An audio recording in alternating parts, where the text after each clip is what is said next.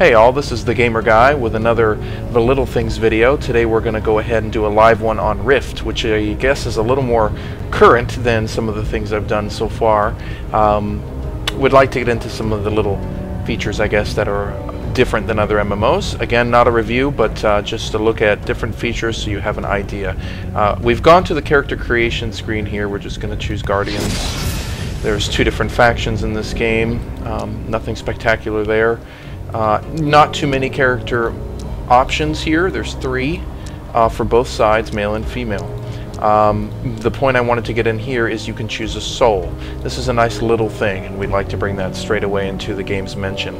Cleric, warrior, mage, rogue archetypes. Now, basically this is your calling, and you're going to have souls in this game that you can equip and put basically talent points in. It's a similar system to any MMO, not WoW specifically, but most MMOs have a talent point system of some kind based off somebody's system at some point.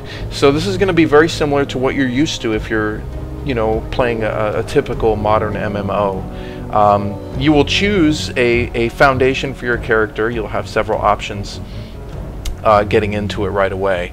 And I'm just going to basically choose a mage archetype here. And you can see that you go straight into character creation. Now, jumping out of this, we're going to get right into the game and show you some differences here. On the Defiant side, we're going to choose the warrior class and show you some of their abilities. Some of the little things in this game are definitely going to include dynamic content. I've seen some of it. I've played through several betas now. I believe this is the third one, if I'm not mistaken. The dynamic content being the rifts that open, pour enemies out onto the plain, and change the landscape and or cities around you. It appears that I'm getting clubbed in the head by somebody already. So the combat system again is going to be very similar to what you would expect out of any typical click MMO. Click to play, click to activate spell abilities. One of the first things I'd like to get into here is actually the graphics. This is a little thing I say, based on what I usually do with these videos. I'd like to show the difference here. The graphics here are on maximum settings. Again, it is beta. Things are subject to change. But you can see everything's looking pretty sharp. I'm getting pretty good FPS, and that is very untypical for a decent looking game in beta phase. So that is a little thing I'm going to bring into the positive light here. Definitely immersive, definitely graphically gorgeous, and it may not be to everyone's liking style-wise, but it is a very good looking game. Sound is another little thing I'd like to get into. This game has very good recorded sound, and overall it just sounds fantastic. Most of the sound quality and samples are very good, and that is definitely a little thing. This is a newer zone, starter zone, basic questing, nothing spectacular here, just the usual. Destroy several of these, just collect some of that, quests. Now we're going to jump right into the soul system and give you a view on a different character and soul setup, so you can kind of get into the view here of what makes this game different. Here we've got a Guardian side Ranger, which is paired with a Marksman soul. You can do up to 3 souls right now by the time you're level 6. I'm not sure how that's going to spread out over the live release of this game, but right now they're pretty much unlocking all these souls, I have a feeling, so we can experiment with the different character builds and talent builds. So far we've been over basically the little things as far as the graphics. I'd definitely like to get into some of the dynamic content and get you looking at that. If I can.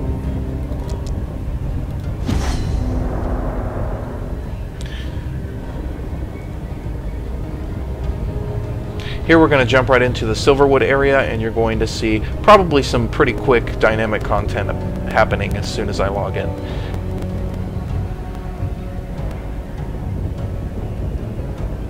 Right now this area is featuring a lot of invasions. Invasions are coming through rifts and getting strong hold points on basically player towns, you know, cities, quest hubs, things like that. They'll pour in and actually march across the terrain and landscape and venture off to an area and try and infect it with more rifts and more monsters.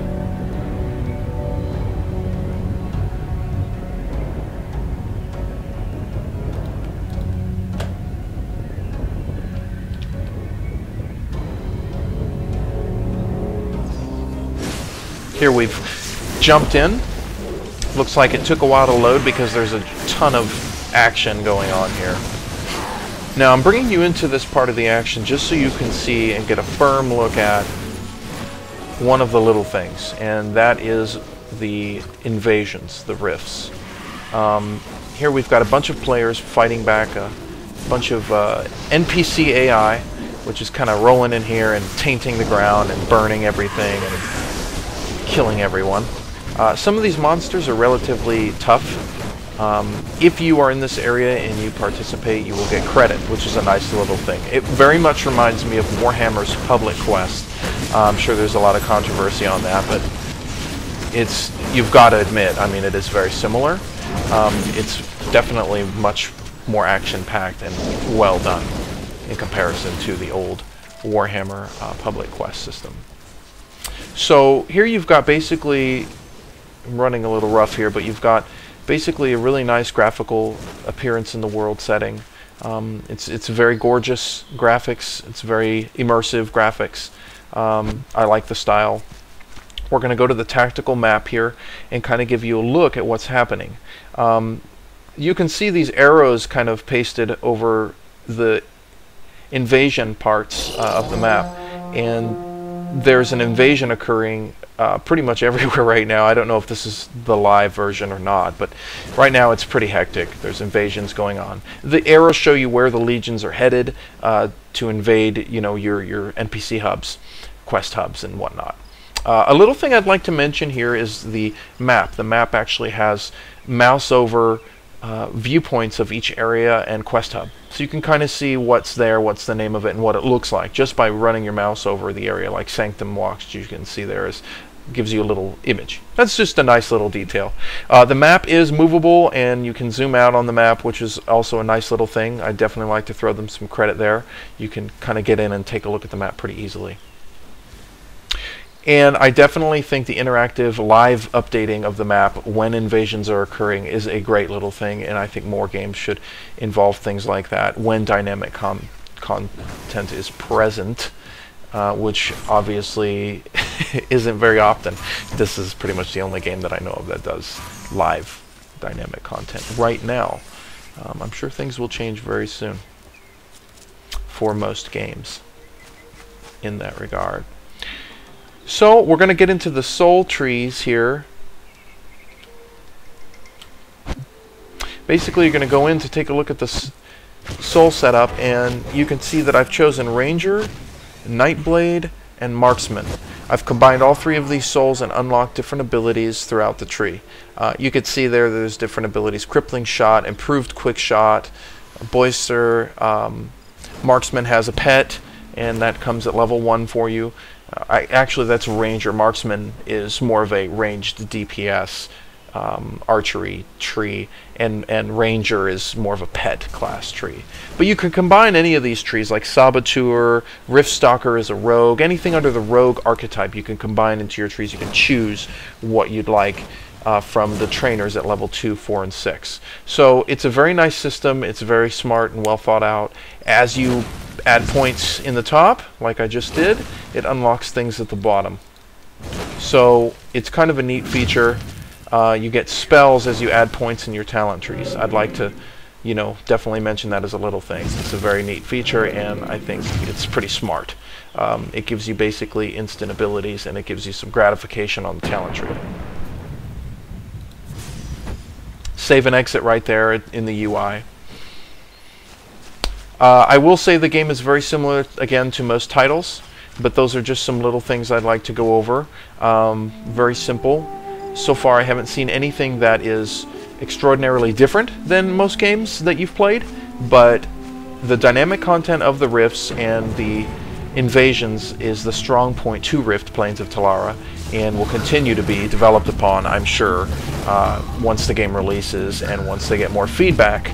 I'm sure this will become a rather common occurrence. Whether or not it will become repetitive is definitely another story. But right now I just thought I'd give you a quick look into some very basic fundamentals of Rift Plains of Telara. Thanks for watching, and hope you enjoy the video.